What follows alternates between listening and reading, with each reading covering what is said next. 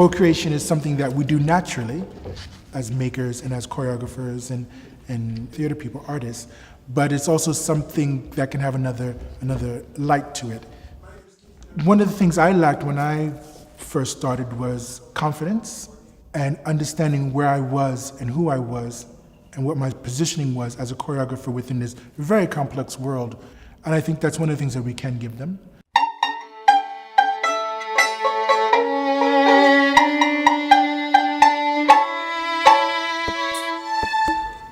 When I started as a choreographer, I would have loved to have time to research without immediately having to show the results to an audience, and that they get the technique to analyze their own work. Also, this is something I had to learn much later by meeting the right people in a way. And I think that we can offer already now. Like, how do you analyze? How do you look? How do you make these things? Why do you make these things? All these questions that go along.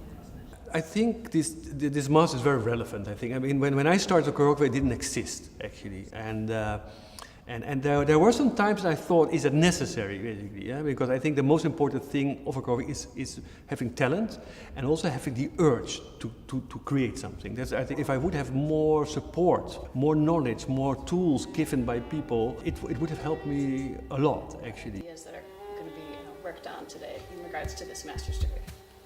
So I'm pleased to be here.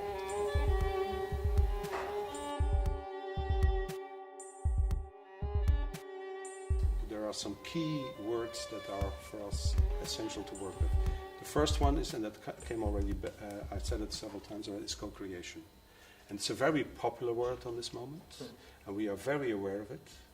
And at the same time, we're using it because we find it essential into what we think and all what we heard, what the future of choreographers will be, because they will have to co-create too. I think the choreographer of today is a different beast. A choreographer today is just not the person that stands on the top and says, you do this, you do that. You have to know how to be co-creative. And dancers today are also different. You know, performers today want to have a say in what they're doing. I think the whole field is changing constantly. I think that's the nice thing of our work. The field is in movement as we are moving. And the other thing is that there is another level of working together. There's not anymore, not everywhere, but in a lot of companies, there's not this strict hierarchy anymore, that the choreographer is the one who comes in and shows the steps and the others are doing it. So there is a form of co-creation. The dancer is much more involved. So the process nowadays, I guess, different than way before. And so we have to adapt to this and react in a different way. I think the more well-equipped you are as a young choreographer, as a creative person, the more chance you have to survive, but also the more chance to develop more rapidly and to become a more complete artist, actually.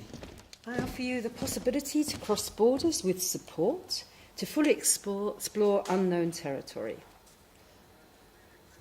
I offer you expansion.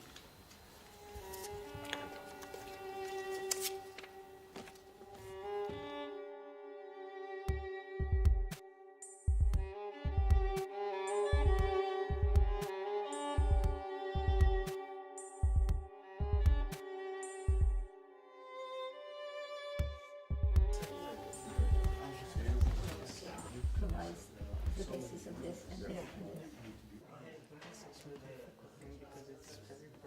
Well, we're looking for people who are at least a couple of years already busy as choreographers, people who are maybe teachers within the education world who are making things for their students, people who work in the amateur world. There are a lot of professional choreographers who also work for the amateur world. We're looking for people who have a question.